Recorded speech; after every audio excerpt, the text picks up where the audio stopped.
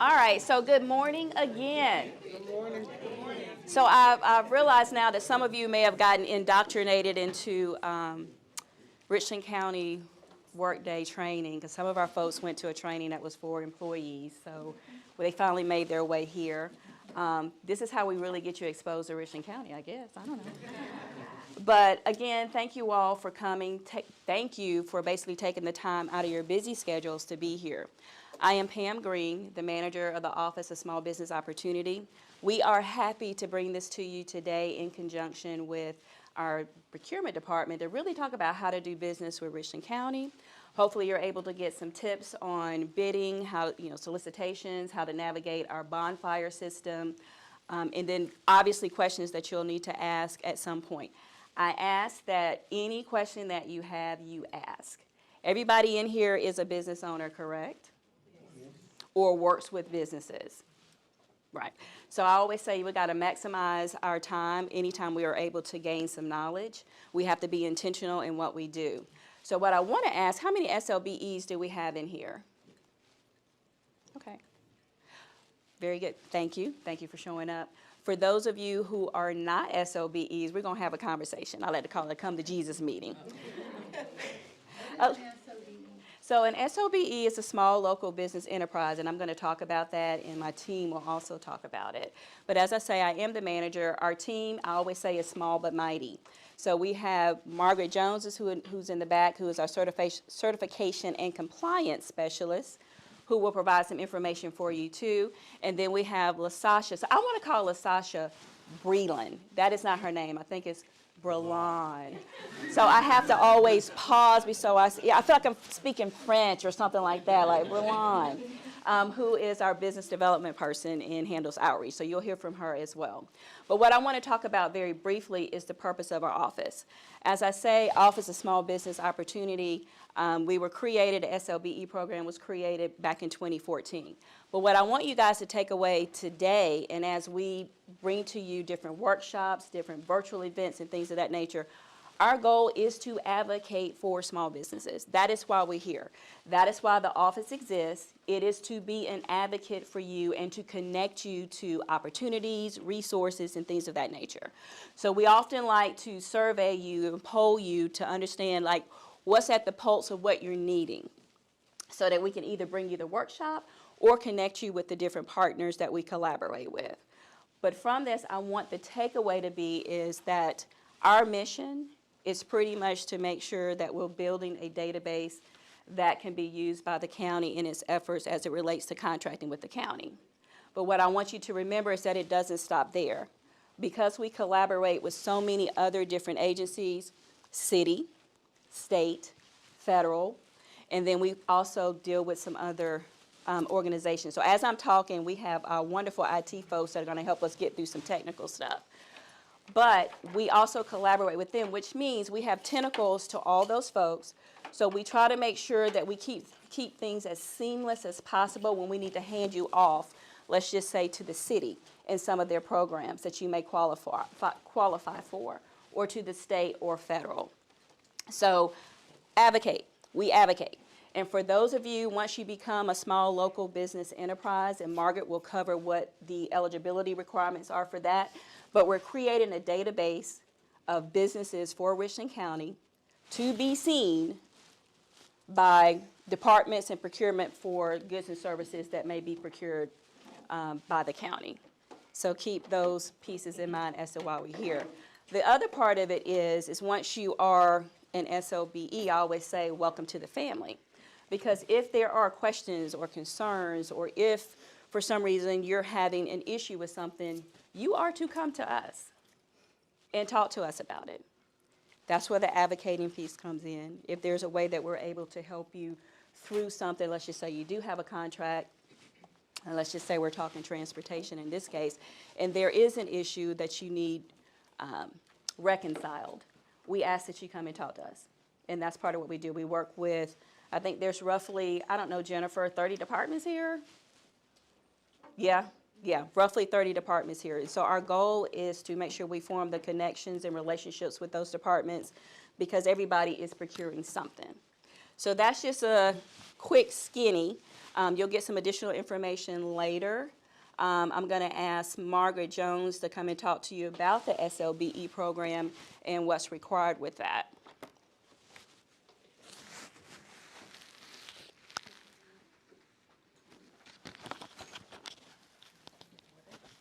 No, you can probably stand up here. Yeah, you have to.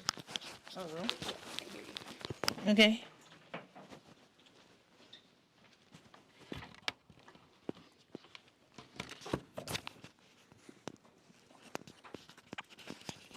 Good morning. Can everyone hear me? I am Margaret Jones, Certification Compliance Specialist. And this morning I will talk about eligibility requirements for SLBE and ESLBE. And the purpose of the program is that the firm certifies small and local businesses with the Office of OSBO, Small Opportunity, and to do that with submission of a completed application, supporting documents, and signed notarized affidavit affirming that it meets the SLBE and the ESLBE eligibility requirements. And the standards eligibility requirements is that you cannot be a broker, not a subsidiary of another business, not dominating your field of operation. The owner and owners are involved in the day-to-day management of the company. Now, SLBE is a small local business enterprise. You must be located in Richland County for at least 1 year prior to submission of your application. And if your business is not located in Richland County, if you have 25% of your employees that lives in Richland County, and you can provide us documentation, which is payroll, the addresses, then we can certify you. It has to be independently owned and operated. And you can only have 50 full-time employees or 50 employees and agree and comply with the requirements that are enforced by our office. Now, ESLBE is emerging small local business. You can have only 5 employees. Has no more than annual gross have to be average of $1 million. Okay. And our categories, certifying categories, are construction, architect, professional services, engineering, non-professional, and wholesale. Now, I do have a handout here with the eligibility requirement categories. And if we can pass those out. You want to go ahead and do after the end of that, Pam, so you want to go ahead and finish? Yes, I'm sorry. Okay.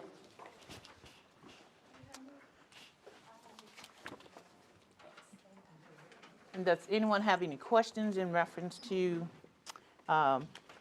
eligibility requirement? Now you can go online and complete your application. Yes, ma'am. What would be considered professional services? And repeat the question for the camera. What was the question? Can you repeat that? I'm sorry. What would be considered professional services? Professional services is real estate, construction. I think our listing on the category, the eligibility requirements there. Professional services can encompass anything that requires a specialized license. Okay. So if I'm a doctor, CPA, those types of credentials. Okay. Yes, sir. How long does certification last? Certification is for 2 years, and renewal, you can do a renewal at the end of your 2 years to renew for 2 more years. Pam, do you want to speak on a 2-year requirement? 2 year. Yes, ma'am. So I may have missed it because it's hard to hear you back here. I'm sorry. That's okay. What is the benefit of being? I'm going to let Pam finish this. I have to leave. Pam, you want to go ahead and finish? It's 10:25, yeah.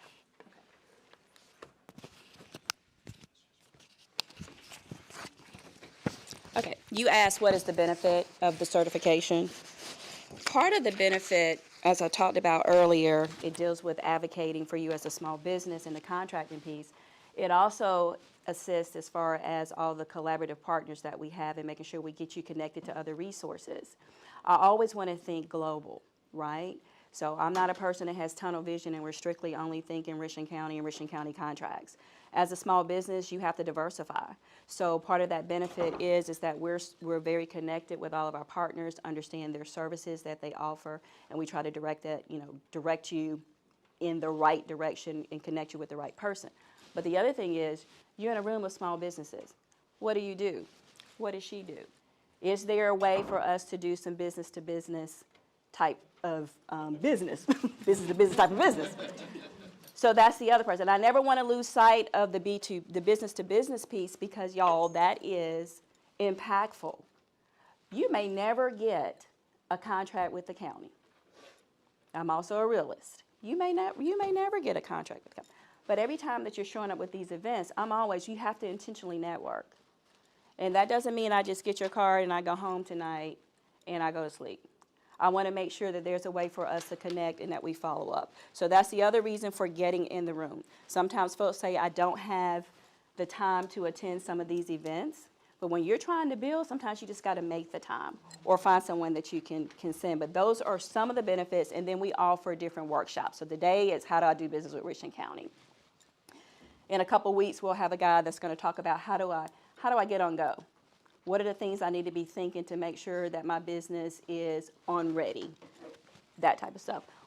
In April, we're going to have is it possible to outgrow your business or to grow your business to death?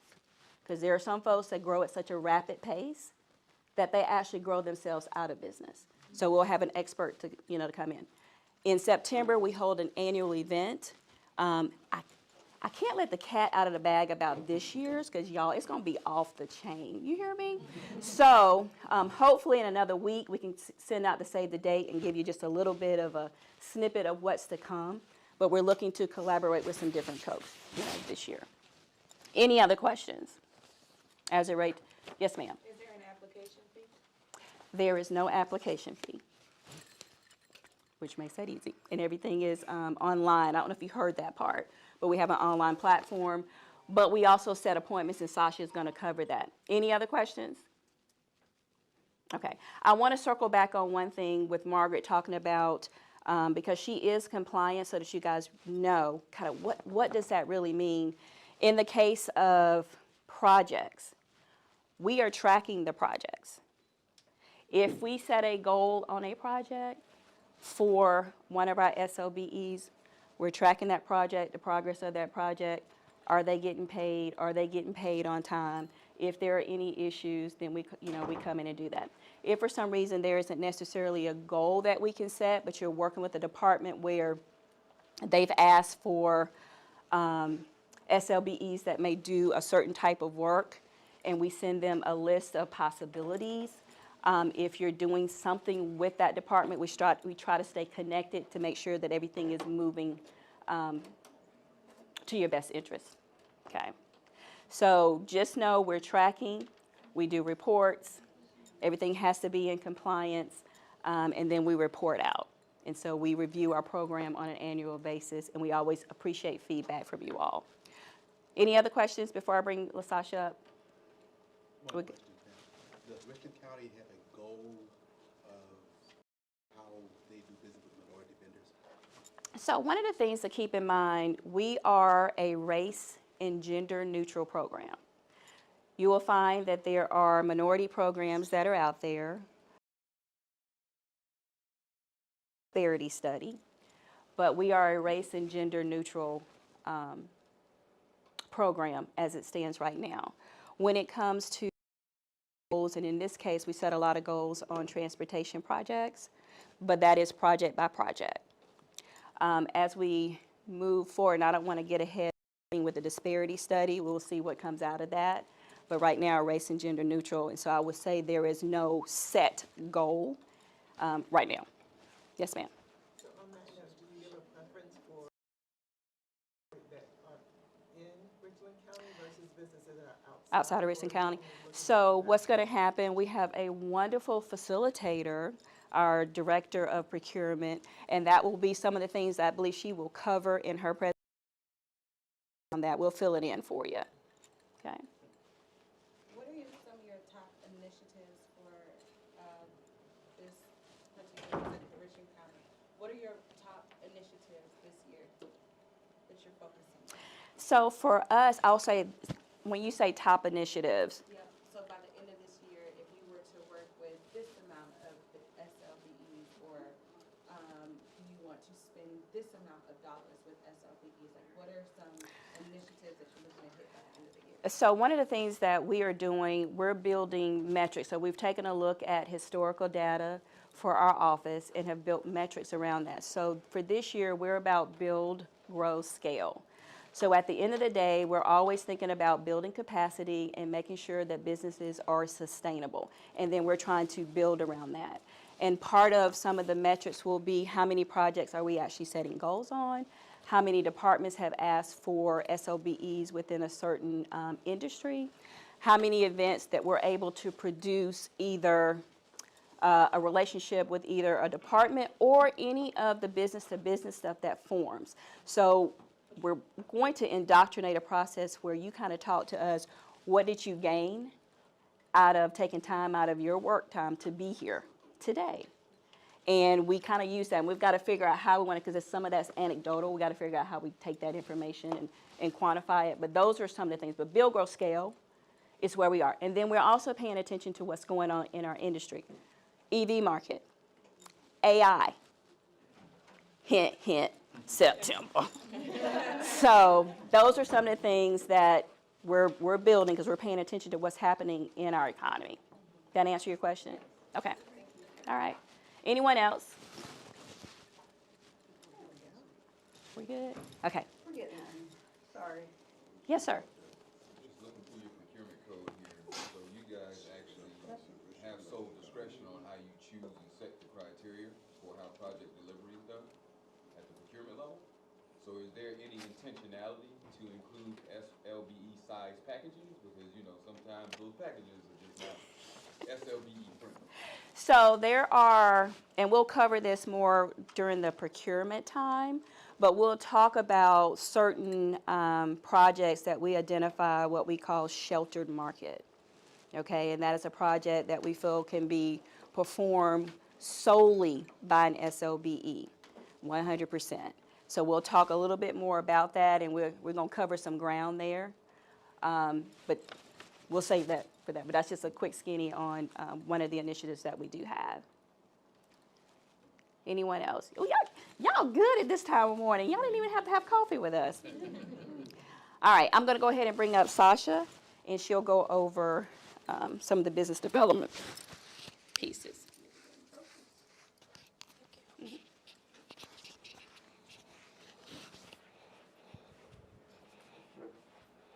All right. Oh, no, you're fine. Good morning, everybody. How are y'all doing today? Good. My name is LaSasha, and I am the Business Development and Outreach Coordinator for the OSBO office. I see a lot of familiar faces. What I do, I'm just give you a brief, description of what I do. So a lot of boots on the ground. I'm out in the community speaking with small business owners to see if they qualify for our program, and even if they don't, figuring out how they can do business with the county by referring them to our procurement department, okay? So I just want to cover today a little bit about our appointment process, okay? So after I speak with someone and they're interested in the program, essentially what we do is we have a process for appointment setting, okay? So what does that entail? So I initially call you, we talk about what your business is, what you do, how long you've been established, and then after that, if the qualification is there, we set up an appointment, you come to the office, you meet with me and my team one-on-one, and we go through the application, which includes document upload and also the application itself, okay? How many of you had the pleasure of coming in to meet with me or Miss Jones or Pam? And you would say you had a good time with us, right? Okay, and that's what we like to do. We like to take that stress off of you to help you go through it, because I feel like a lot of times there's not much help with applications and trying to figure it out. It could be very frustrating and intimidating. So what we want to do is make it a streamlined process so that way you get through it, okay? So raise your hand if you are not a SLBE. Okay, now I got some conversations to have after this event then, huh? So I definitely want to meet with you. If you can, if you have the time, definitely seek me out so that we can talk. Or if you did sign in, I'll check that, and hopefully you put your business card in the box there. So I will be doing some follow-up calls with those that are not in our system. Now, another thing I want to touch on is notifications of projects and opportunities. So all of my SLBEs, you know, you get a million emails from me, but it's all from love. Essentially what I do is I send out emails with the opportunities that are posted through the procurement portal, which is Bonfire, okay? Kind of jumping ahead, but I just want to put that out there. So like if there's an opportunity that's public and it aligns with what our SLBEs do, I send an email with just the same information from Bonfire, just so that you guys have an idea of what's out there, okay? And then also with that, I do send other opportunities. So like if any of our community partners, we have a bunch of community partners that we work with that have other opportunities from their procurement divisions, I send that information out as well so that you guys have those opportunities available to you. And if there's something that you're interested in, there's ways to put that bid in. And Ms. Jennifer is going to talk about that, okay? And then lastly, upcoming events. So pretty much that's why you guys are here. A lot of our SLBEs, I know I sent emails about events and different ones that are going on in the community outside of Richland County, just so that you guys could have access to be able to network intentionally, as Pam likes to say. You know, just getting out there, be involved. You know, if you're not seen, there's no visibility for your business, okay? So get out there, make sure you connect. Even if there's somebody here that you've never met today, it would be a great time to connect with them, because the other thing that we like to promote is that business to business, right? Business owners are in the room, so that's the business to business sales, okay? Try to connect with people and see if there's anything that can come of it, okay? Any questions on any of that before we move on? Yes. Could you please elaborate on what Bonfire is and how it works? Okay, so Jennifer is going to cover that, our director of procurement, and then we'll touch on that then. Anybody else on anything that I mentioned? Yes, ma'am. How long are those sit-downs, those get-togethers at the office? So this is why I like to, okay, let me talk a little bit about it. So when I set the appointment, right, I'm sending detailed email description of what you need to bring to the office when you come to your appointment.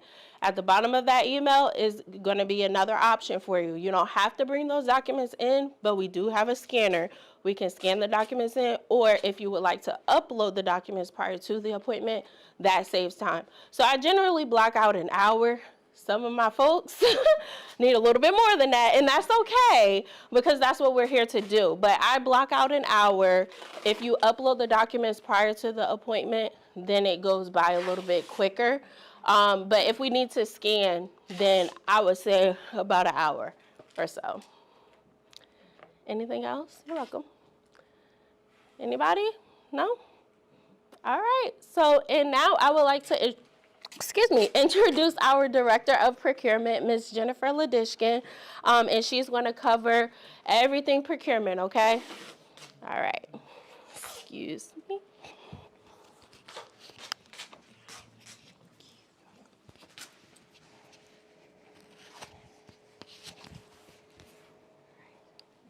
Okay, good morning, everyone. I am Jennifer Wladischkin, as I've been introduced, the Director of Procurement for Richland County. I started here at the county way back in 2010. It seems like forever, but in reality, probably not that long ago. And so, you know, I've been around a little while and worked my way up to the position of director where I am now. And I just wanted to mention a statistic before I get started. I heard this statistic at an economic development breakfast probably about a year or so ago. And in the state of South Carolina, you may already know this, small businesses comprise 99% of the businesses in South Carolina. So, you know, Pam mentioned her office is small but mighty. You guys are small but mighty too. So collectively speaking, you guys are a force to be reckoned with. So I want to thank you all for coming out this presentation. Good to go, just in the nick of time. So we'll go ahead and get started. And so today I'm going to talk about some public procurement guidelines, guidelines of Richland County. Most of what I talk about today is going to be specific to Richland County.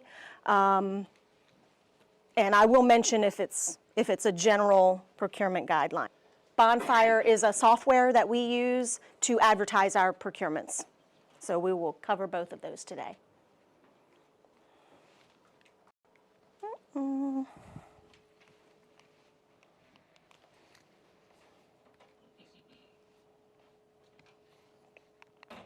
Okay. Is responsible for making purchases for the county. But in addition to just procuring things and buying things, we also handle things like surplus disposition. We handle things like towing rotation lists for the sheriff's department. So it's more than just buying things. But the main thing we do is purchase supply. Several departments. We encompass everything from public works, so people that might be out there fixing a pothole or, you know, moving some dirt on a wheel loader. So, and then the people inside this building, things like the treasurer's office, if you have to go pay those taxes, you know, we help serve them as well.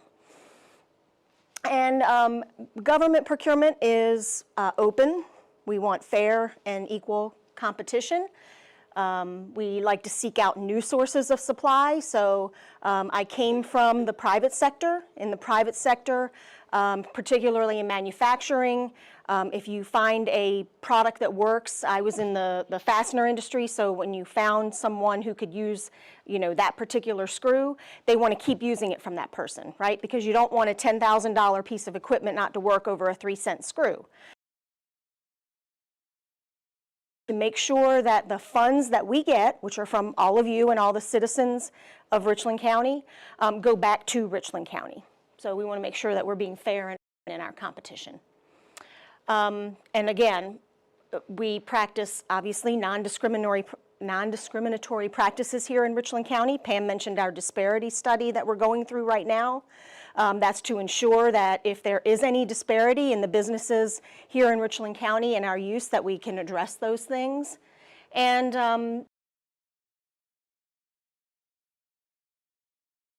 that means that if you're bidding on something, you have the capability to do it, right? So we just want to make sure that we don't award to someone who maybe does not have the equipment or the personnel to get the project done. This is the login screen for Bonfire, and if you'll see where that red arrow is pointing, it says new vendor registration. It may look a little bit different than this now. They have been purchased by a company called EUNA, E-U-N-A. So you may see that referenced online, but this is where you would go to do a new vendor registration. Things that are required when you register as a vendor is going to be a W-9. That can be found at the irs.gov website. We also require a certificate of insurance. That's going to outline your liability insurance, workers' comp, et cetera. And if you have any special licensing, let's say you're a contractor, right? We would look to have your general contractor's license. And then if you're doing business in unincorporated Richland County, well, now you can register on Bonfire without any of this. You can click on, you can put your company name in, your name, contact info, and having this documentation. So just keep that in mind. You'll also notice when you are registering in Bonfire that there is an option, I They call it premium, something to that effect. I'm going to be honest, I'm not a vendor. I don't know what it does, but it's a cost associated with it. Just know you don't have to choose that. So you can register bids, et cetera. And if you want to pursue that premium option, you're more than welcome to reach out to Bonfire to find out more about that. Any questions about the requirement? Oh, yes.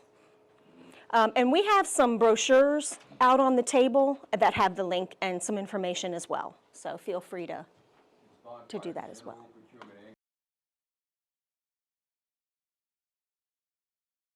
Professional services, regular services, construction.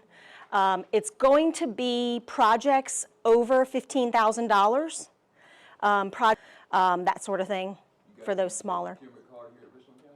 I'm sorry? Can you pay with state procurement card here at Richland? We have a procurement card. It's not the state card, but we have a procurement card here with Richland.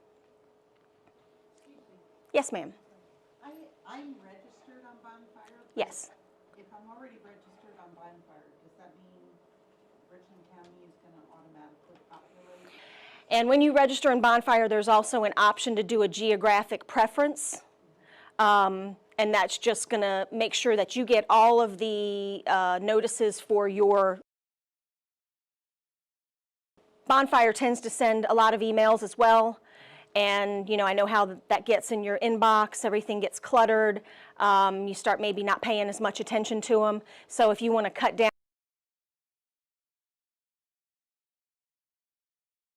right here in Columbia, you can set your geographic preference. Yes, ma'am. Morning. I understood you said that if you don't have all the items required, and I didn't think that it registered me as a vendor. Yes. Bonfire. Yes. So they would be required to receive an award, right? So if we right. So if you're not a general contractor, obviously you don't need to do your contractor's license. If you're doing business. And I don't want to say too much about the business license issue because I'm not the expert, but you may need Forest Acres license, right? So that sort of thing. But to just register, you don't have to upload all those documents. Okay. So the Richland County website is a little bit difficult to navigate. We're also in the room. We have a website design RFP out right now. So, but for now, this is what it looks like. To get to the Richland County procurement page, you need to go to the businesses tab, and then there's a little menu that pops up and you select procurement and contracting. And that will bring you here. Here you're going to see just general information. Any announcements we have will be on the screen. You can go to the Become a Vendor. There's going to be the link to find Bonfire there. Okay? And if you click on those, that's going to take you to Bonfire as well. So if you just want to not register for now and just check out what we've got going on, you can go to that solicitations page. See some history on that page if it's prior to us going on Bonfire, which would have been approximately March of 2020, if anybody knows what happened then. The archive solicitations in the Bonfire portal. So everything's still available there. There's also information about how to contact as well. And we are located in this building, pretty much right underneath this room. So right downstairs. This is what the solicitations tab looks like if you click on it. Another thing I'd like to mention about the Bonfire project, someone was talking about the project sizes earlier when we contractor. So let's say we're building a new courthouse and maybe you do flooring. Express interest in that project going to the subcontractor field. You can put in your information, how to contact you, and your character of work. That way any prime contractors that may be bidding on that can reach out to you. Let them know. Per project basis, It is a per project basis, yes. You would have to go into each project that you may be able to subcontract for. These electronic bidding portals is that there's not all that paper anymore. I don't know if some of you look a little younger than me or a lot younger than me, but you know, we used to have paper, we had to get it signed, we had to get it notarized, it had to be put together, you had to bring them, they had to stamp, it was a whole thing. Electronic has made that so much easier, right? So you're gonna read that, you know, I am gonna pay people promptly and I'm going to not discriminate and I have read your terms and conditions and all those various things, and you're yes, yes, yes, all the way down. So that makes it a lot easier than those old paper submittals we used to take. And this is the subcontracting that I mentioned before. When does the schedule of projects come out? I know every third Tuesday, so Yeah. you got a set schedule? We don't, unfortunately. The projects that You got a lot of discretion. I'm reading. difficult to come up with a schedule because in most cases, when it comes to procurement, that's the first we've heard about it, right? So we're trying to get better about being involved in things like budget planning sessions, et cetera, where we may hear coming up. But for right now, what happens is we receive a requisition and it says, I need to build a courthouse, I need a new website. In most cases, one of the first times we've heard about it. Yeah, and that kind of trickles down, unfortunately. Yeah, because yeah. A lot of times, 3 weeks is industry standard. Do a real good construction bid. 2 weeks if it's rushed. A lot of times when somebody's asking for a subcontractor to come in, you got 4 days to a week to produce a competitive bid, and that's Yeah. impossible. So Okay. the earlier we know. Okay. Okay. Well, that's definitely something we want to work on for sure. Yes, ma'am. When you're looking at the past award of the older RFPs on Bonfire, Yes. some of them have the contract was awarded, so that makes Yes. sense. And some of them have the contract was closed. What does that mean? RFQ is closed. There's two situations where it might say closed. One is a situation where we didn't award anything, so and we didn't have the funding for it. It could be that we didn't get any responsive submittals. It could be that we weren't able to negotiate a contract with anyone. And then the other reason that it could say closed is at times we'll ask for a list of qualified contractors, right? So for instance, we do every year a pre-qualified engineering and surveying RFP, right, or RFQ. And we evaluate them and then they go onto a list. And because in Bonfire we can only award one, well, we might have 30 submissions, right? Just leave it as closed rather than award to one person. Because in essence, they're all qualified. So that's usually why. It could also be if it's an older one and put the information in. So there's that too. But you can always reach out to us and ask. You know, ask if you can FOIA contracts, you know, anything like that. It's all. Over the years, in my experience, of how you can make sure that you're bidding properly, if you are bidding, make sure you do that on the back end. Also, make sure that you read the documents. And I know that sounds really, really silly, but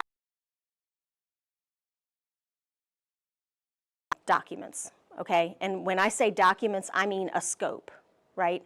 The scope's telling you what you need to do. If you haven't even opened that, you're not responsible and that sort of thing, how many times they open them.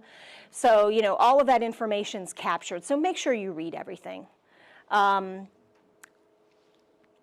If there are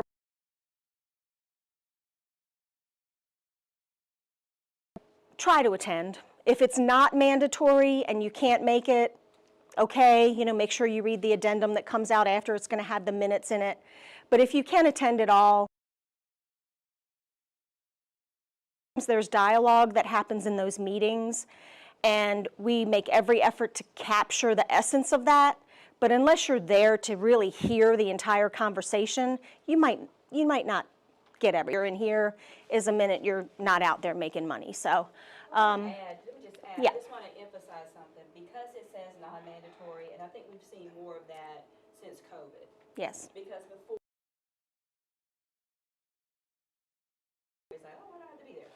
But from an OSBO perspective, from our office perspective, make every initiative to be on the calls or to be present. That's still, you may miss some of the dialogue. There may be primes on there that could actually, you could connect with or what have you. But don't let non-mandatory keep you away for the potential for opportunity. Yeah, I will harp on that to death. That's like one of my fussing points, like for my kids. Be there, okay? Sorry, Jennifer. No problem. And also in relation to that, almost all of these are virtual now. So, you can pull it up on your phone or wherever you are. So we're trying to make it as easy as possible for everyone to attend. I'm sorry, is there a question over there? Yes. And I think she answered it. I was curious to know if you can attend those conferences virtually. Are they all Yes. Now, the only occasion where you would not be able to attend virtually is if there's a site visit. So to physically see, the area or what you're working with, and in that situation, it would be in person. But it will clearly state that in the documents themselves. Once you do read all that information, make sure that you can provide everything it is that we're looking for. Solicitation while it's open, but that's where I say, reach out to the OSBO staff if you have questions about something. They're always there to assist, kind of help you figure out and navigate that process.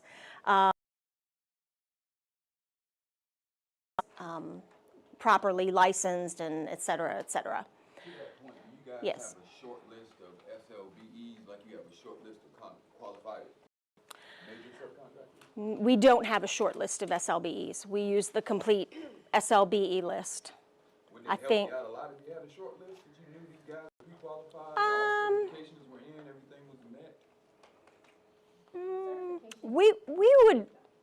We would check into that. It doesn't mean pre-qualified. Pre-qualified means you have the prerequisites you need to actually do the work versus being certified and not having the prerequisites. So in the procurement process, it just makes it a lot faster. What I'm saying is like if your certificates are falling off, because your certificates could expire at different times. That's not what I'm talking about.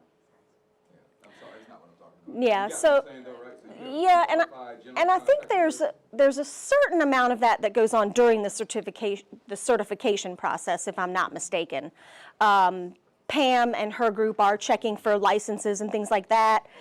Usually everything's driven by NAICS codes, so they're going to be, if you don't require a license to do the work that you do, obviously that's not going to be in there, but for those professional services or construction services, they've done a really good job about making sure they have information when they're registering people. No, I'm just kind of listening because intent is care, right? Like if your kid went to school and had a best friend, you don't know your child's best friend's name. It's kind of like, do you really care about your kid? You care really? So if you're I think small local businesses and you don't know the ones that are pre-qualified, do you really care about them? Yeah, I'm just looking at intent. I think we try to stay away from having any sort of preference, right? So we don't really want a short list because we want to know everyone that's out there. And just because they're not on that short list doesn't necessarily mean they can't do whatever it is that we're looking for. Maybe they just haven't turned in the documents. Now that's a little more work on us because we'll be, asking for those things and reviewing and checking and going to websites and all that sort of stuff. But in order to make sure, if you're on the list, then we want you to participate. Everyone on the list. General contractors, you don't want a preference. I'm sorry? Why shortlist your major GCs? We don't. You don't hear? No. You sure? No, we don't. No. We do pre-qualified engineering and surveying. Oh, okay, that's what it is. Yeah. Engineering and survey. Yeah, So you just correct. have it listed as contractor here. I'm not sure what you're looking at, but Okay. we can talk about it.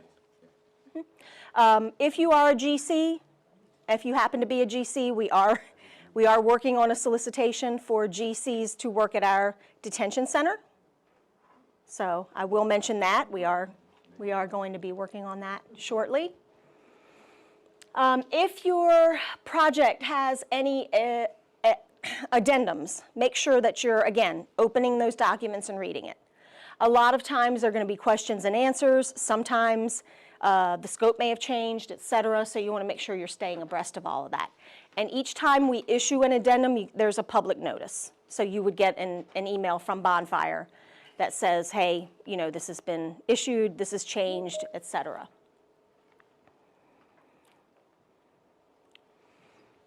So here's a couple of things I've seen that can go wrong over the year, or over the course of my experience.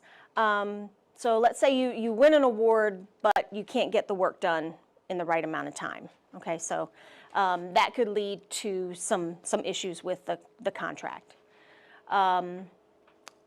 If the goods or services provided weren't what was outlined, so the quality is not there, or something of that nature, that could be a problem. Performing additional work that wasn't in the scope, and then worse than that, expecting to be paid for it, right? Anything that we ask you to do in addition to what you were awarded, we would do a change order for, just to make sure that, you know, everybody understands what that change is and how much it's going to cost. If we happen to get commodities, and those, again, are not what we requested, that could lead to rejecting, sending those back. Nobody wants that. And I shouldn't even have to say this, if your contract was obtained by fraud, collusion, or conspiracy. Obviously, that's against the law. And in addition to that, any offer of gratuity or attempt to sway or influence the award of a contract is also illegal. So everybody probably knows the lowest price, right? Well, not all the time.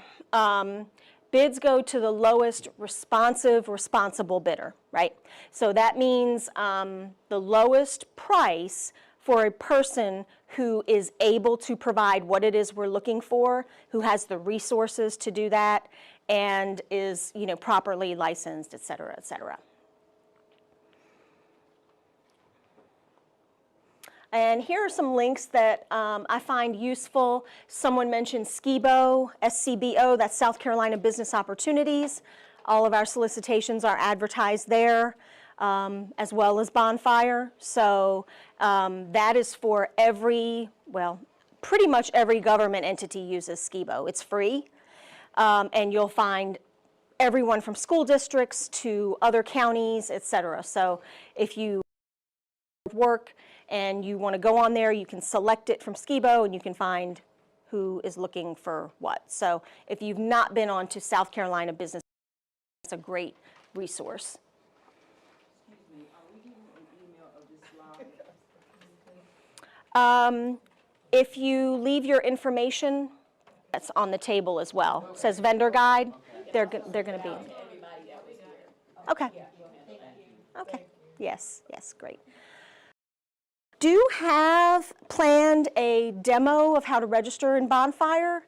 I am going to see if we can get that pulled up here.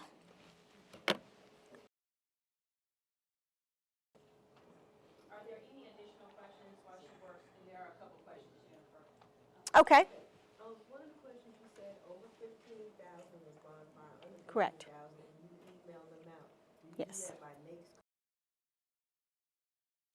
Typically, yeah, so the question was, over 15,000, it appears in Bonfire, it's going to appear in SCBO. How do we figure out who to send the under 15,000 to, right? So that's going to be a situation where we're going to go to the OSBO list. We reach out to OSBO. Do you have people who else can do that? And so then we come up with a list that way. I'm going to also mention that a lot of times the quotes are coming from the departments. So let's say, for instance, you sell catering, right? And our department is having an event for a community where they want to serve donuts and coffee, right? They're going to go out and get quotes on coffee, right? They're going to do that amongst themselves. Typically, that's going to be under $1,500. They're going to get some quotes, they're going to send it through, and they're going to select the lowest responsive quote they received, and that's who it's going to go to. So if you have a certain character of work that is indicative of a certain department, if you do printing, for example, you might want to look at treasurer's office, assessor's office, people that, if you get mail from Richland County, that's printing, right? So you might want to reach out to them and introduce yourselves. We don't have any issue with that at all. If you do promotional items, right, you might want to reach out to the clerk to counsel's office. Do you have any promotional needs? A lot of people wear the logoed shirts, Richland County logoed shirts. Public Works, that might be another one. So there's nothing to prevent you from reaching out to the departments themselves as well to introduce yourself, so that the next time they have a need, they know that they can reach out to you. Thank you, Jennifer, for doing this. I really Sure. appreciate you. Absolutely. I'm assertive and very direct. Yes. I got 10 people who depend on me to make the right decision when I choose a customer. Mm-hmm. And my customer needs to be extremely intentional about seeing me grow. Yes. And making sure that I get work fairly. Yes. And if that's not the relationship, I'd rather know that in this meeting before I take the time to register and bid on a project where I got Right. 4 days to turn in a competitive bid. Understood, yes. So I appreciate Good. Thank you. So, as contractors, how can we get on your list? The first step is to register in Bonfire. So make sure that you're registered as a vendor in Bonfire. We have tens of thousands of vendors in Bonfire, though, and we don't always use them. So make sure you're using the NAICS code. Someone mentioned that. Make sure you're putting that in Bonfire. And then the other thing is, if you're in attendance anywhere, that a lot of times we go to a lot of these events, make sure you're dropping off your business cards. We develop relationships that way, but mainly it's being in Bonfire. So, the point that I was after is the $15,000 threshold. Yes. Is that the same as what you just said? Yes. Yes. I'm not sure I understand your question, but. When you talked about the $15,000 threshold? Oh, as far as registering as a vendor, yes. Right. Yes. Okay. If under 15,000 should still be in Bonfire, because that's the repository for all your documents. So for example, your certificate of insurance, right? When it's in Bonfire, it tells us when it's expiring, and then it tells us when it's expired. And then we in turn go to use that to say, hey, please update your certificate of insurance, right? Those sorts of things. If you have a business name change or something like that, that's all going to be in Bonfire. Now we have a separate financial system. We're actually going through the conversion. Some of you were in the training this morning for, so once you're awarded a project, you're actually paid out of a different system. But as far as the vendor registration and us knowing about you, it's going to be Bonfire.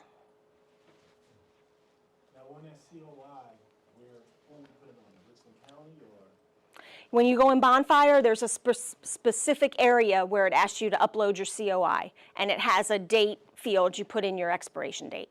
No, he means who's the Oh, Richland County, yes. Richland County government, yes, correct, yep. Yes, ma'am. So for a company that is predominantly commodities, Mhm. but it would support general contractors, et cetera, is there a way for that sort of facilitation of relationships? Because what I heard you say, if I'm not mistaken, is that, you'll have primes. Correct. I would consider a prime in a federal. I'm not certain how commodities are discovered inside of, sort of county government. Yeah, so that's a good question. And we have had situations where we may have a stormwater project, for example. And I've had someone reach out to say, hey, I provide pipes, right? I'm still going to say register as a subcontractor and attend the pre-bid. When you attend the pre-bid, you're signing in, and that information gets posted in the addendum. So, you know, if you want to know who the primes were that were there, you can see that. Or if they need to know who they can buy pipe from, then they can see that. So again, that's that pre-bid meeting. And is there any kind of compulsory requirement for primes to use, I'll say, small businesses inside of So yes. their bids? Right. Right, so that goes back to what Pam and Margaret were speaking about.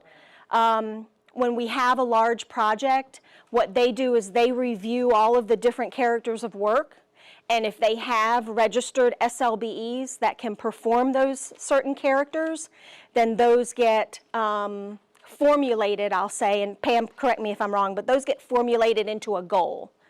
And so whatever those characters of work are as a percentage of the total, you know, 3%, 5%, 18%, whatever that may be, then that becomes the goal. Thank you. You're welcome. Yes, sir. Earlier you mentioned that you get notified by different departments having purchasing intent. Correct. Do you always get that, or you may not get it? We would not get it for those P-card. P-card is the government, like credit card. So if it's a small purchase under $1,500, then we would not be notified of that. They can just use their P-card to pay for it. And when I say they, I mean P-card holders. Not everyone has a card, but usually at least one person in a department has a card. So a lot of our maintenance people, for example, right, they might get a maintenance request. I just asked them to do one for the ladies' restroom up here. So, you know, they might go, oh, I need I'm making this up, I don't know, flush valve, right? And they're going to go run to Home Depot or Ace Hardware or whatever, and they're going to buy a flush valve, and they're going to come back and they're going to fix, right? So that flush valve would not come through procurement. They're just going to use their P card. Yes, sir. Could you talk about how that formula for selection works? Because right now it sounds like the formula is beyond me, right? I don't know what that means. I will defer that to Pam, and while you answer, I'll try to, yes. So as it relates to setting goals on projects, and I'm going to speak from construction, transportation. So what we do is we take a look at who's in our directory. We take a look at each line item that's on the cost estimate to see who do we have to perform the work. One of the things that we're doing right now is increasing the directory for a reason. So I always say this, is a lot of times when you come in and you register to be certified and all that and be a part of our directory, yeah, it's about y'all, it's about y'all's businesses, but it's also about the bigger picture. Because anytime we go to set goals on this, we're looking for a minimum in our directory that can perform that scope of work before we set the goal. So I say, let's just say, and I'll speak to transportation, let's just say that we only have, and we have more than this, but if we only had, say, one person that could do hauling for a particular job, we're not going to set a goal in hauling. That makes sense? Because we only got one. So we look for making sure we have multiples in that area that we can actually set a goal, because we're making sure that one of our SLBEs will actually be able to capture that piece of that line item. Does that make sense? I don't know why my screen's not on there anymore. Questions on that? Do I need to expand more? No, not really, but just size category, right? Because I know, like, when I was talking about preferred vendor list, it wasn't really like just picking out the people who do concrete, masonry, trucking. It was more so like size reference. So if you do $1 million project as a construction company, typically you 30% cash in the bank to float that contract, right? So that means I need $300 grand. There are not many guys that can really pull that off. And Right. if they aren't, why? And why aren't we building that capacity? It's kind of the, Right, problem. and part of that is, and I don't want to get into all of this, as we talk about this when you come in, as we talk about, I'm not gonna rule your thought. You can give me the short answer. We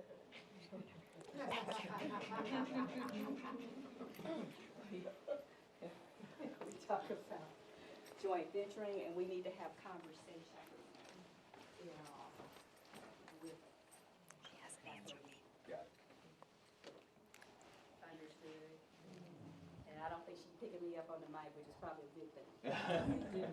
Okay, to kind of help in those situations, but from a goal perspective and what we're doing, that's kind of how we look at it when we go to set our goals and some of these projects. When it's outside of transportation and it's with other departments, as we've already talked about, Jennifer's talked about it as well, a lot of times we're supplying or we're and I'll give an example, like today, like your lunch is provided by an SOBE, and I use my P card. Okay. Any other questions?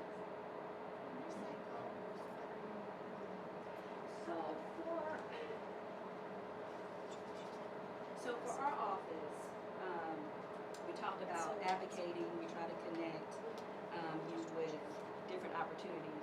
Part of what we do in the contracting arena for Richland County is there are areas where we can set goals, and at this time it's along with transportation, right? Y'all take a look around and look at all the roads, bridges, all that stuff that's going on right now. So we have a number of projects coming down the pipe, and we've had several that have happened. As it relates to the pay tax, period there, that we're able to set goals on and we track those and monitor those, because we need to have participation from those that are a part of our database as it relates to that. Does that answer the goal piece? So let's just say if you're able to provide, I'm gonna take outside of transportation, if you're able to provide like consulting services for one of the departments, that might not necessarily have a goal set to it. It's just that you form the relationship, you're able to do the work, or we provided it and they selected it and talked to you and you've submitted what you would charge for the consulting services. There isn't a goal for that, but we track to make sure you're gonna be doing the work for this XYZ company, who's gonna be your contact, what do you know, we track all that, but there isn't a goal to that. It's just that you've been able to basically win that professional services or professional consulting service project that they may need for that department. Is that clear? The goal is always monetary. So the goal is always fun, and it's always been linked to transportation. Okay, the transportation construction arena. Does the goal change each fiscal year? So the goal is per project. Yeah, it's per project. Any other questions? Does the goal align up with like statewide initiatives, or is it just? No, that's different. So for instance, like the state of South Carolina, the program that's actually through the governor's office, which I used to be the director over there, they had a 10%, it's called a 10% minority goal spend for every agency. It's a part of their regs, right? And that's like kind of like an aspirational goal. South Carolina Department of Transportation has what they call a DBE goal. So we have goals, and then we just have project one with departments outside of transportation. But regarding in the mix and tracking all that, that makes sense? Yes, ma'am. Okay. Y'all have been wonderful questions. Anything else? You good, Shannon? I think so. Okay, so today I have Leah Charbonneau. She is with Bonfire, or UNA, as I mentioned earlier, and she is going to share her screen and show us a few things. Hi, Leah. About how to register. Hi, everyone. Okay, perfect. Can you hear me? Yes, we can. Thank you. Awesome. Well, hi, everyone. Thanks, Jennifer, for the introduction. As mentioned, my name is and I'm going to walk you through how to register as well as how to submit a bid on a solicitation or on a project, whatever you want to call it. One thing I want to call out is have a wonderful knowledge base for all of our vendors, as well as a support team dedicated to help vendors as well. So don't feel like you have to pick this up in this articles as well that really just take you through step by step of exactly what I'm going to do. And I'll show you those articles as well, just so you can see what they look like. But essentially, what I'll be doing today is walking through, again, how to register and how to submit onto a solicitation. It will be in my own personal demo portal, so some of the things might look a little bit different, but ultimately you'll get the gist of what I'm walking you through, so not to worry at all. But essentially, kind of to get started, and I'll share my screen in a second, 2 ways that you can register. You can either just go to, in this case, Richland County's kind of bonfire portal page, and you'll see that there's an option to register, or you can actually register when you're about to submit onto a solicitation. So 2 different options to register, but I'll go ahead and share my screen. And again, this is my personal demo portal. So the information, and it might look like the process of when you actually go and submit onto a project with Richland County. So I'm going to go ahead and share my screen. Jennifer, do you want to just come off mute to make sure that it's actually, that you're seeing my screen okay? Yes, we can. Okay, We can see. awesome. So this is my own personal demo portal, like I mentioned. Basically, what this looks like is you'll see open public opportunities that are associated if there is projects that are open, as well as you'll see an option for my opportunities. I don't have it here because this is my own portal, for ones that you've been specifically invited to. So if you're looking to register from this page, basically in the top right corner, or even on Richland County's, you'll see register. That's how you're able to register. So popping back into my portal, I'll go in and hit register. You'll put in your organization name. So I'm just going to say test for demo purpose. I'm just going to say test for demo. My first name, I'll do Leah. Smith, let's say. It's my name. You're going to log in with your email. So this just is me making stuff up right now. And then what you're going to want to do is confirm your email again. You'll go into create account. And then basically you're going to receive an email with further instructions to walk you through what that looks like. So I'll wait a second for that email to come through, and then 1 sec, let me just pull up that email.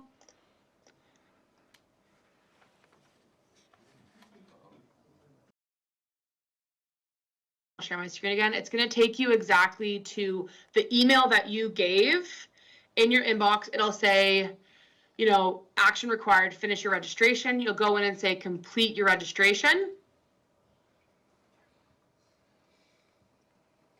And then it'll take you to this screen here. You'll have to create a password. This is me just saving it. So you'll create a password, and then I'll say continue. And then depending on the registration settings that have been set up, you will go through that process. So I'm just going to call it this one. I'm going to join that company, complete registration. And again, this will look a little bit different.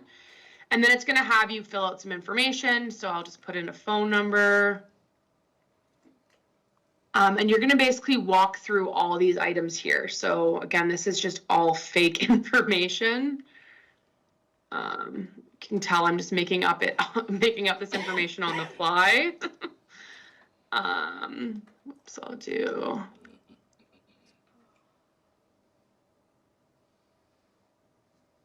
Canada. Just check here. This is where would put a description of company and then save and next. And then you, again, just going through the process of registration. So let's say on this one, what's my role? I'm going to be project manager, save and next. I'm in Canada, that's the location I serve. Let's say I'm going to say nationwide. So you can start to just really personalize your vendor profile. And then it's going to take you to essentially the registration settings. And this is where you go through and still continue with your registration settings. So I accept, account information. This is what my account is going to look like. There could be specific vendor registration settings that Richland County has created as well. So if I have vendor diversity status, maybe I'm small business. Again, these are all going to be custom towards Richland County. I can select commodity codes, maybe depending on the type of work that I'm doing. So just for an example's sake, I'll show you that I do that, I do that. You can search certain commodity codes as well. So let's say if I was like 012, I could search for that and have that commodity code. Doesn't populate, but let's just for example purposes. So I could apply some commodity codes to my account, continue to complete registration, and then continue to Bonfire. So essentially now you would be a registered vendor within Bonfire for Richland County's portal. So what I wanted to show as well is this is a step-by-step article that walks through exactly what I just did. So account creation, creating that password, account confirmation, account info, any documentation that's required, commodity codes, and then essentially it allows you to just walk through those step-by-steps. Basically what I just did there, but this document shows exactly what you're doing. So then basically what we're gonna do is, let me get out of that one. I am now registered as the account I just created, so Leah Smith. And for example purposes today, I'm gonna show you how to submit onto this E-rates project here. So this is an open solicitation right now. I can see the reference number, the project name, when the project is going to close. So and then the amount of days I have left to submit onto this project until that close date of May 15th. So what I'll do is I'll go in and say view opportunity. And basically it's going to pull up some information on that project when it opened. So I had it open this morning. If there's a question due date, so right now I don't have a question due date sent, but basically that's where you'd be able to see when that due date ends for questions, when the close date is, events associated with this project. And then lastly, the most important component would be the requested information. So what is actually required of me to submit onto this project? So basically I can see here I have to have a proposal, references, company background, and then there's also a bid table that I need to populate. What you can also view is if there's any public note in the project undergoing back and forth about some questions that you might have or different things pertaining to that project. So what you're able to do now is, let's say I've reviewed this, got all my things gathered, and I'm ready to submit onto. What you're going to do is I'm preparing it as Test for Demo, which is my company name, because that's the account we just created together. And I'm going to go in and say prepare a submission. When to this screen, and it's basically going to say again the official time that I'm doing the submission, the closing date. I have 2 months remaining to submit on this project, so I could wait a bit. But ultimately, if you're name, first name, last name, email, project I'm submitting on, as well as that reference number. And then you can see here that step 1 is providing that submission information. So I'm allowing for multiple file types, and this type of information will change depending on the owner of the solicitation. So it could be a Word document, it could be an Excel document.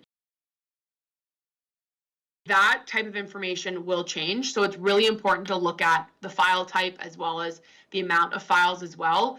And then of course, if it's required, you won't be able to submit on this project unless you have it populated.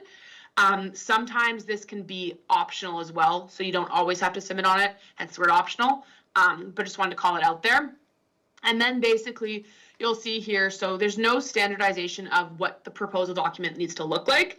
They're just wanting you to submit a proposal, your references, company background, and then we have this bid table here. And you can see that there's a downward arrow, which is basically saying in order to submit, you need to populate this template. So what I'll do is I'll download this template. See, it's downloaded there. I'll go in and click the download. And just want to confirm, Jennifer, are you seeing the Excel document or Excel sheet on my page, on my screen? Yeah, awesome. Perfect. So this will change from a project by project basis, but basically this is where you'll see the instructions on the bid table on how to fill it out. So it's important to read that over prior to bidding. And then you'll go over to primary responses. and you'll see that this is the information I need to populate. So this is for E-rates.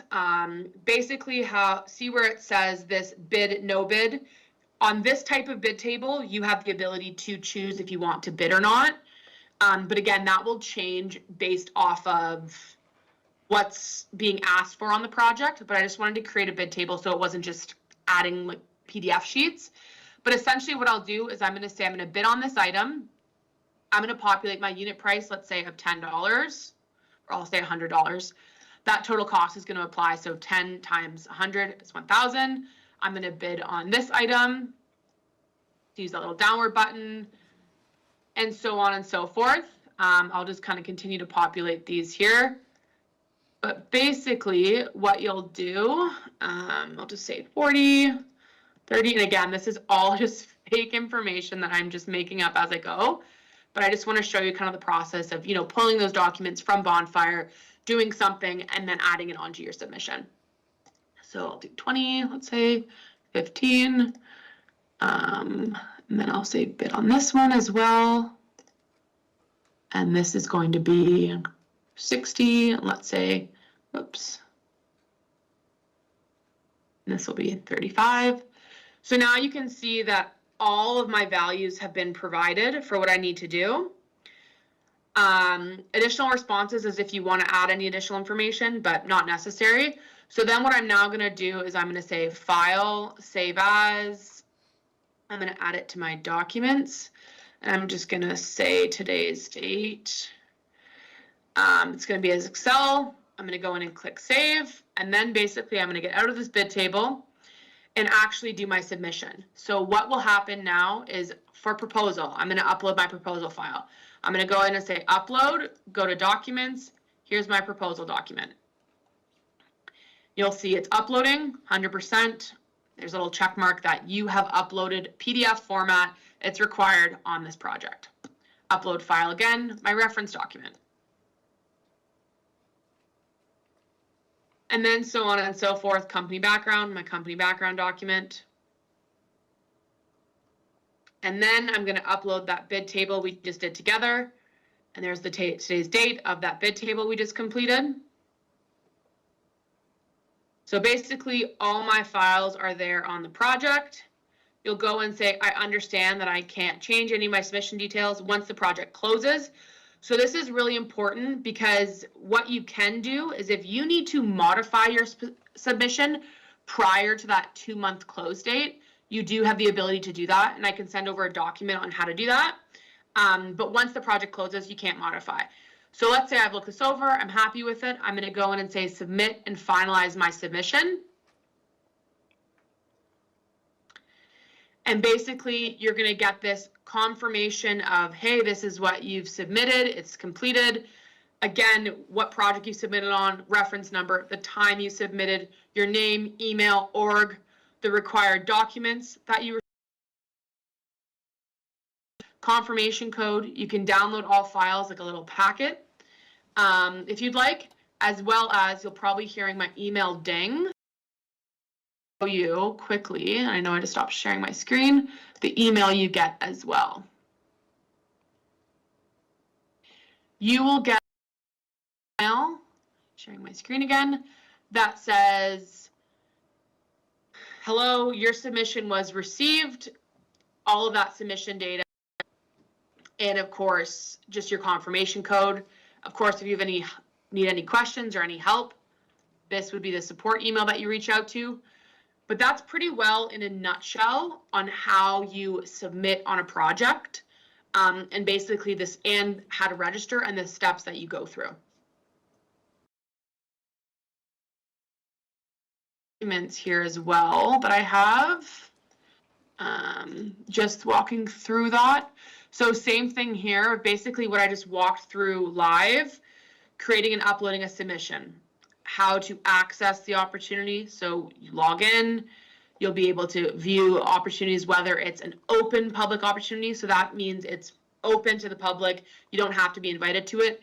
If it was under my opportunities, you would have gotten a specific email about that opportunity. So that project could be private or it could be an invite only list. And same steps that I just walked you through. So navigating through the actual project details, any deadlines or specific dates, as well as if there's any supporting documentation that might be needed. So if there's a specific proposal document that you need to fill out, that would be under supporting documentation. If there's a specific reference that you need to fill out, and I'm just only saying those examples because that's what I just walked you through, but you'll be able to pull that from supporting documentation in that same kind of opportunity list layout that I just showed you. And then, of course, uploading all your requested information, looking at any messages, so that public notice, vendor discussions, being able to start a vendor discussion, and then, of course, uploading your submission and seeing that whole kind of process unfold that I just walked you through. So these are really, really good articles that I will share with everyone, or I'll send to Jennifer and have kind of them be shared out, as well as our overall just vendor support help center. You can search anything related to bonfire and vendor support that you might need, revising your submission, uploading a submission. So this is a great piece of information to have kind of in your back pocket as well as you walk through. But what I really just want to reiterate is that we are here to help you. Bonfire is here to help you if there's any sort of issues associated to your submission. But that's really everything I kind of had planned to run through. Happy to circle back on certain things, or if not, I know it's a lot of information, so I do suggest looking at the Vendor Help Center and those articles that I referenced, but I can make sure to share those with Jennifer. So are RFIs submitted through that portal as well? They are, yes. Okay, then. Yes. And then one thing too, to just reiterate as well. So let's say you had submitted on a project or on a solicitation that didn't close for 2 months. Your submission will stay locked.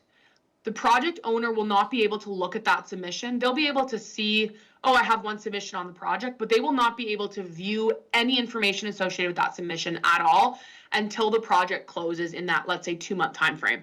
So that's an important thing to call out as well. Thanks, Leah. Any questions for Leah before we let her go? No, I think we're good. Thank you, Leah. Appreciate it. No problem. No problem. And if you'll send me the links, I'll make sure that everyone gets those. Yep. I'll send over kind of those 4 links I referenced. And if there's any questions or anything, just send them my way and I'll work for answers on those. But really appreciate everyone's time. Happy Wednesday. Yes. And thank you. Have a great rest of your day. All right. Thanks. Thanks. Have a good one. Bye.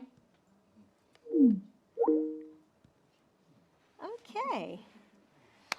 All right, so that was Bonfire in a nutshell. What else can I answer for you today? What else can I help you with today? Can I get your contact information? I'd like to No.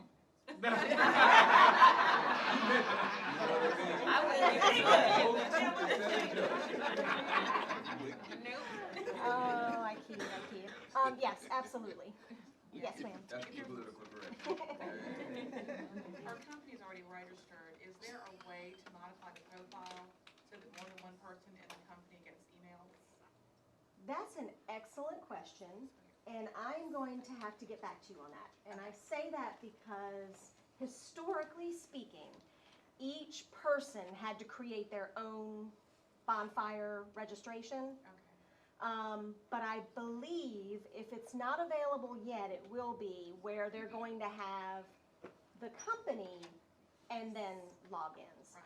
Because really what it does for us is it makes it look like, if you have 3 people registered, it makes it look like there's 3 companies. Yes. And it's been the bane of my existence, one of the only complaints that I have so far about Bonfire in the 4 years we've used it, so. I was registering, when I was registering our company last night, I was looking for a way to invite her, and I had a prompt. Okay. It says that you are They able to. claimed that they were working on it yeah, and, check it out. and, you know, next release and this and that, so Thank I'm you. glad to hear that, thank you. Thank you. Yes. Is there anyone under your umbrella that can reset your Bonfire account, or do you have to go through Bonfire? You have to go through Bonfire, yeah. About the only thing that we can do is we can upload documents. So for instance, a lot of times for certificates of insurance, once it's got Richland County on there, the insurance company may just mail them to us. And so what we'll do is if we see it's not in there, we'll go ahead and upload it. But that's really the extent of what we can do with vendors' portals.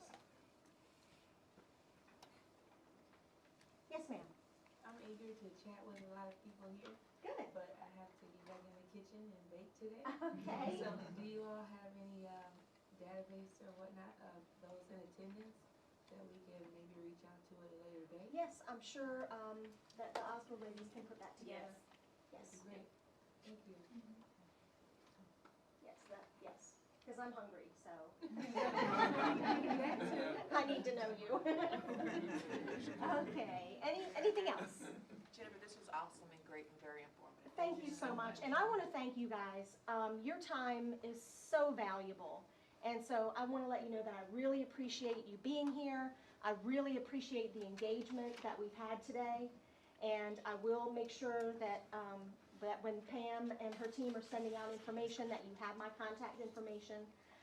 We also have procurement at richlandcountysc.gov, so that comes into the team as well. So if you have a question before you get my specific information, because I know y'all don't want to spell my name, feel free to just reach out to that. 576-2130 also comes in. You can select my name there. And thank you, and I hope that you got your money's worth out of this. Thank you so much.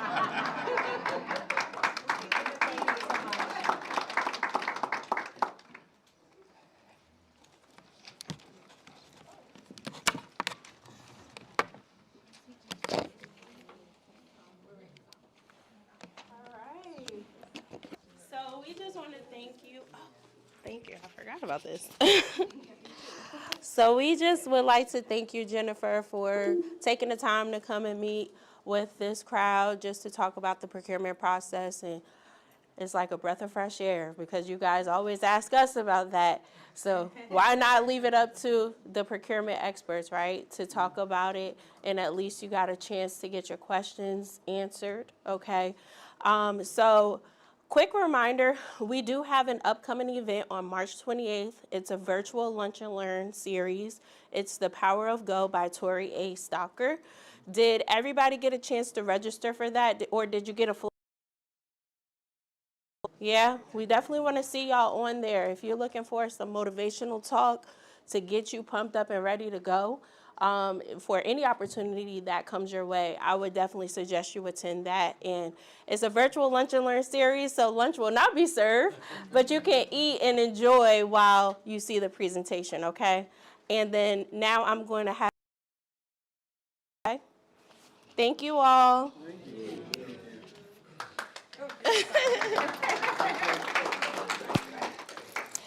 Again, thank you to Jennifer that OSBO works very closely with procurement. As she stated already, your time is very important to us. We appreciate you being here. That's why we feed you when you get out of here. So we want to thank Clarissa Mumford with Clarissa's Kitchen and Catering Services, who is an SLBE who is providing a boxed lunch with us. So your chicken salad, y'all, is like homemade, it's good. It's good. So as you go, you can grab a box, and there's some drinks and stuff out there for you as well. What I want to reiterate to all of you is taking the information that you learned today and making sure you figure out a way to apply it. If you still have questions, please contact our office. I cannot emphasize enough. I know the plight of small businesses. Why? Because I've owned small businesses. Okay? So I do get it. And so when we sit down and have a conversation, I'm not coming from a place of something that I've read. It comes from lived experience. So I get it. I understand contracting. I get it. All right? So I need you to say, so my business I had was with an ex-husband. That's why we're ex, because we were great business partners, but yeah, not so much on that. So I wanted to emphasize that because a lot of times what we do here is that a lot of us that work with small businesses, they feel as though we are colored a different way because we're going strictly by what we read, what we see, and we come with this other. But I'm saying that there are teams of people out here that really get it and really understand this small business plight for real, for real. So if you will, guys, you can grab your lunch and all that. I would ask, though, for any of the SLBEs that we currently have, if y'all could stick around for just a few minutes for me to talk to you.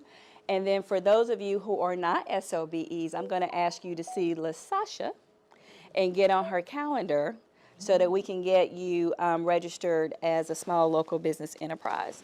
So before we go, you know, I feel like I'm in church. All minds, hearts clear. Any additional questions that have not been answered, please do so now. Give you a few minutes. I think we're good. Thank you so much, Jennifer. We really do appreciate you. And with that being said, you can grab your lunch.